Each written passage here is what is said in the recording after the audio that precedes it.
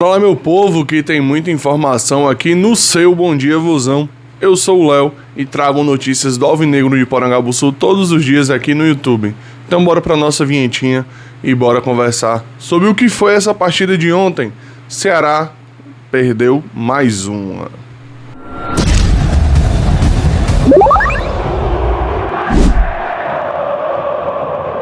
Olá pessoal, bom dia a todos, boa segunda-feira. Hoje é dia 21 de julho, o mês tá acabando, hein? Julho meteu 21 dias em 2 horas e meia, que loucura.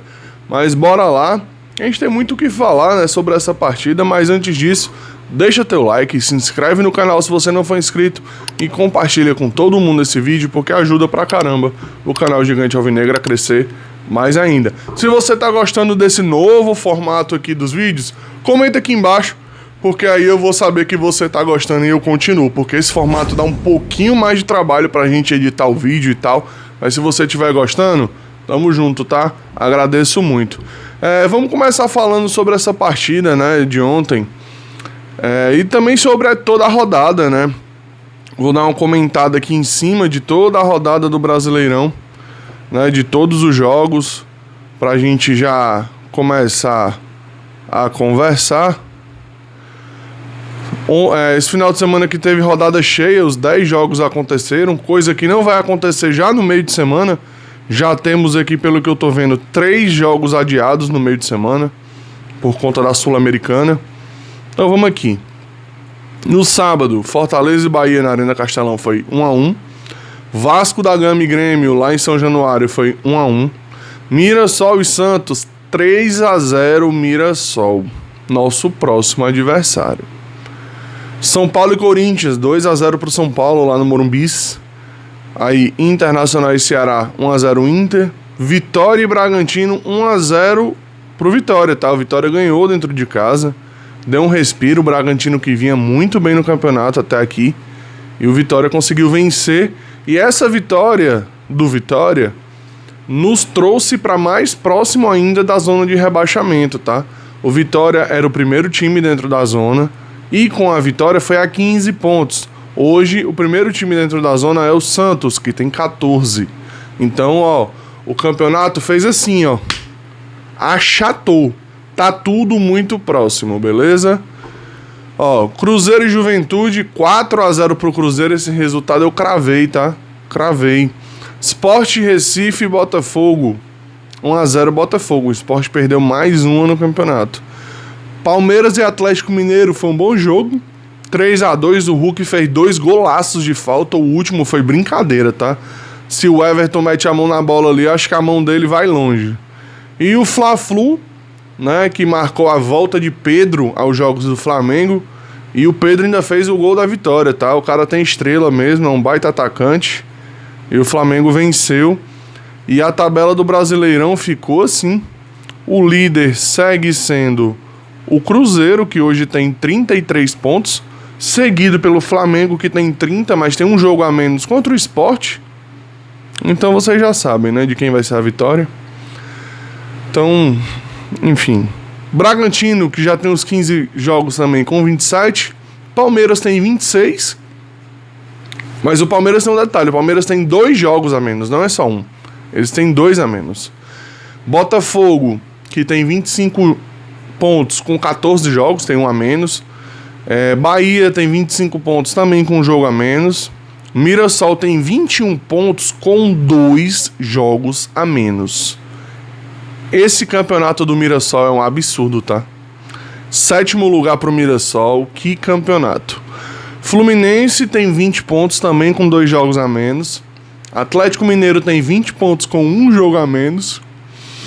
O Corinthians tem 15 jogos já com 19 pontos. O Ceará tem 18 pontos com 1 jogo a menos, que é justamente contra o Fluminense. Internacional tem 1 jogo a menos também, tem 17 pontos, está uma posição abaixo da gente. Grêmio também com 17, tem 14 jogos. São Paulo tem 16 pontos e já tem os 15 jogos. A situação de São Paulo é crítica, hein? Cada vez mais próximo da zona. A situação de São Paulo é crítica. Conseguiu um respiro com a vitória sobre o Corinthians, né? A vitória no Clássico. Mas a situação de São Paulo ainda é crítica. Tem 3 vitórias no campeonato só até aqui. O Vitória tem 15 pontos, tem 15 jogos. Vasco tem 14 pontos e 14 jogos. Mesma coisa do Santos, que tem 14 pontos e 14 jogos. É o primeiro dentro da zona. Juventude, 11 pontos e 13 jogos. Juventude tem 2 jogos a menos. Fez até um jogo duro contra o Cruzeiro, mas na hora que o Cruzeiro embalou, não teve como segurar. E foi o que eu imaginei. O Cruzeiro demorou a fazer o primeiro, mas depois que a porteira abriu, foi um abraço aí pro nosso glorioso Juventude. Fortaleza é o penúltimo colocado. Tem 11 pontos, 14 jogos, tem um jogo a menos. O jogo a menos deles é contra o Grêmio, lá na Arena do Grêmio. E o Sport, cara. Meu Deus, tá? O Sport tem 2 jogos a menos. Deixa eu ver aqui quais foram as partidas que foram adiadas para a próxima rodada. Foram adiados Vasco e Bahia, que são 2 times que estão na Sul-Americana. Então, ok, só mexe com o jogo deles. Atlético Mineiro e Fortaleza, foi o jogo adiado. Fortaleza vai ter mais um jogo adiado, ou seja, vai ficar na vice-lanterna mais tempo. Grêmio e Botafogo também adiado. O Grêmio ainda tá na Sula. Vasco e Grêmio estão praticamente eliminados, tá? Então, se eles forem eliminados, eles vão poder pagar esses jogos aí em breve. O Bahia tem que ganhar fora, empatou em casa. O Vasco perdeu de 4-0, o Grêmio perdeu de 2-0. O Atlético Mineiro foi o único que venceu. Então, é quem tem talvez vida mais fácil. Ganhou do Bucaramanga lá na Colômbia. Mas vamos passando de Campeonato Brasileiro. Vamos começar a falar sobre o jogo do Ceará, né? Falar um pouco sobre o jogo do Ceará. Vamos ver aqui a fala do Caio Costa.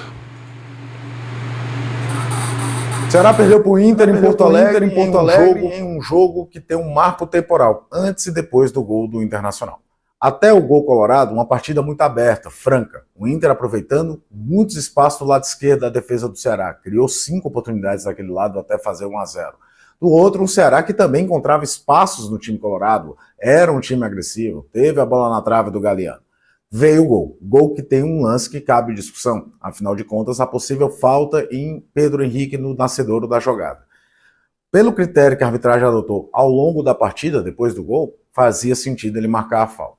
Depois do gol colorado, o jogo muda e muda de novo todo o desenho de como o Ceará tem dificuldades para criar situações de gol diante de uma defesa postada.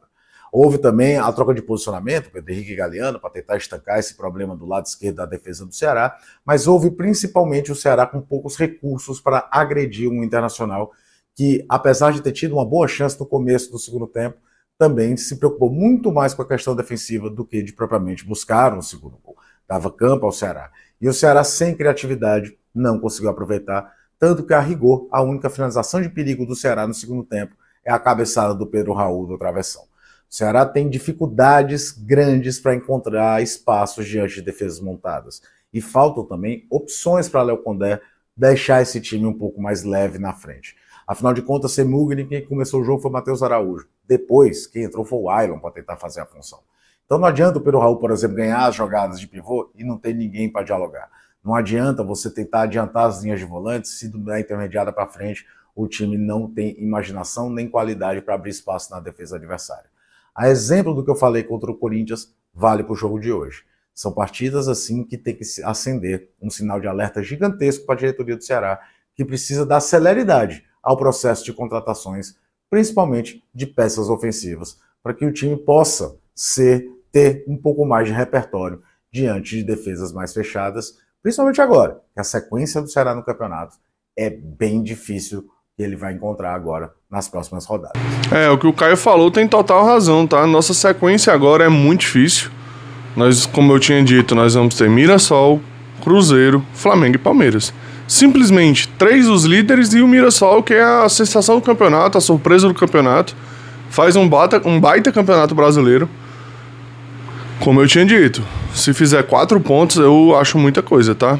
O Ceará nas últimas 5 rodadas perdeu pro Atlético Mineiro, perdeu pro Botafogo, ganhou do Fortaleza, perdeu pro Corinthians e perdeu pro Inter. Olha, tem uma coisa a comentar sobre isso aqui, que assim, São derrotas difíceis, tá? O Ceará em nenhum momento é aquele time que é fácil ganhar do Ceará, não é. Isso mostra que o nosso time é competitivo, que o nosso time é bom. O problema é que o time é curto.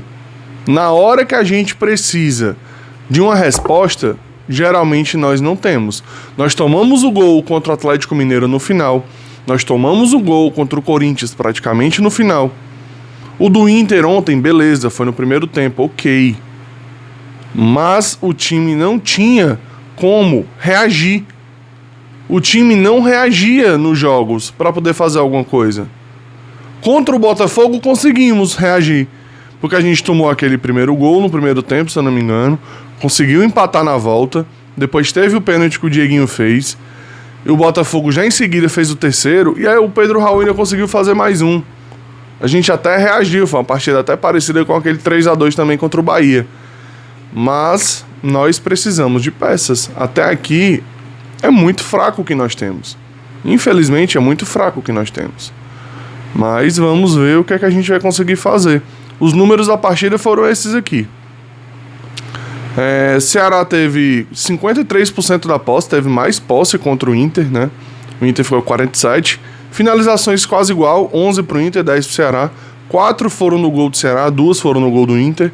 7-5 em escanteios e foi um jogo até pouco faltoso, foram 20 faltas. E assim, se a gente for pegar o pé da letra de fato, o gol do Inter, teoricamente, para nós foi irregular. Eu entendo como falta aquele primeiro lance que o Pedro Henrique sofre. O juiz não deu. Se ele não deu, eu vou fazer o quê? Eu vou matar o juiz? Não tem como. Ele não deu a falta. Vou fazer o quê? Ele não deu. Segue o jogo. Foi gol do Inter. Infelizmente foi isso que aconteceu. Vamos ver aqui a fala do Léo Condá. Ele falou um pouquinho que tem que beirar a perfeição para ganhar a partida, né? Realmente a gente lamenta o resultado adverso, mas a gente teve uma postura positiva, né? É sempre difícil jogar contra o Inter aqui. Talvez tivemos um pouco de dificuldade no início do jogo, de adaptação ao clima, ao gramado, né? Mas depois que a equipe foi se assentando no jogo, equilibrou, né? O Inter aproveitou bem a chance que teve no primeiro tempo. Nós tivemos ali umas 2 ou 3, uma com o Lucas Lima, um chute de entrada de área, uma bola na trave do Galeano.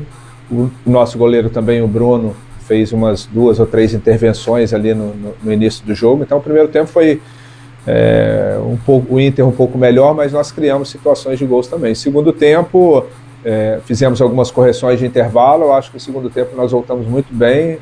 O Inter teve até uma chance mais clara, né, logo no início, mas depois a gente teve amplo domínio do jogo, criamos inúmeras oportunidades de gols, colocamos mais uma bola na trave, uma bola que o Pedro Raul cabeceou, depois algumas boas jogadas ali de entrada de área. A gente lamenta, né, o resultado, mas a performance da equipe hoje, diante das circunstâncias, ela foi positiva. É claro que o campeonato é pesado, né?